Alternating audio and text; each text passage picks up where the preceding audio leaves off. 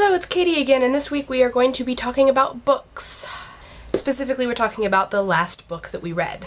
Okay, so the actual last book I read is Dash and Lily's Book of Dares by David Levithan and Rachel Cohn. And it was really, really fantastic, and I really enjoyed it, but I don't have as much to say about it. It was just a great, happy read, and I loved it, and that's it. So instead I'm going to talk about the book that I read immediately before Dash and Lily's Book of Dares, Gray by Pete Wentz, because I have a lot more opinions on it. I have more to say about it. I should start by saying that I read this book from the perspective of someone who is a fan of Fall Out Boy and a fan of Pete, and I wanted to look at some of his solo projects. And I also knew going into it that there were some remarkable similarities between the life of the main character of the book and Pete's life. There's a lot that really closely corresponds to Fall Out Boy or to Pete specifically.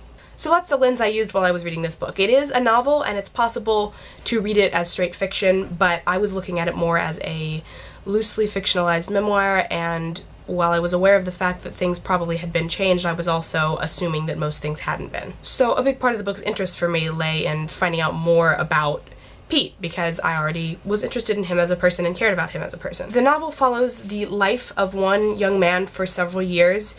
It focuses mainly on a relationship arc between him and the book's main love interest, who is given no name and referred to only as her with a capital H.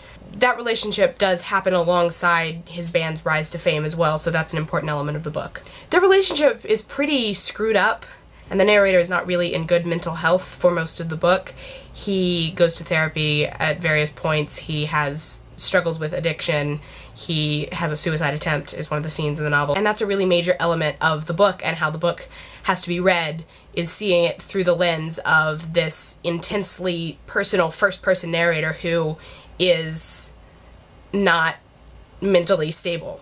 In terms of his writing style, Pete is the main lyricist for Fall Out Boy, and his prose is really similar to his lyrics in a lot of ways, both in their strengths and their weaknesses. The book is in first person, and he tends to use sort of overwrought, sweeping statements that don't really flow as well in close first-person prose as they do in songs and in lyric form. But if you can kind of get comfortable with that more lyrical style, it can be really interesting and be positive in some places. There's some interesting, really vivid metaphor and imagery that you wouldn't typically see in a novel that works well for it.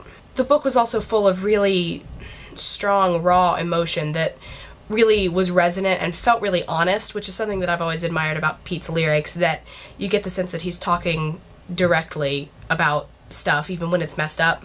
You really get a sense of that from this book too, because the narrator is struggling with mental illness, and he is very direct and honest about things that are as relatable as they are ugly. The ending of the book did not sit right with me for a variety of reasons, but in the interest of not giving away major spoilers, I'm not going to talk about it in the scope of this video. Overall, I thought this was a compelling read, and I think it's definitely worth it if you are a fan of Fall Out Boy.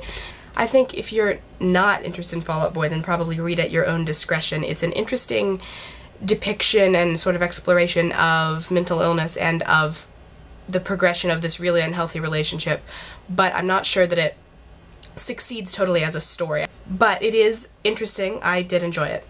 So those are my thoughts on Gray by Pete Wentz. I will see you all next week.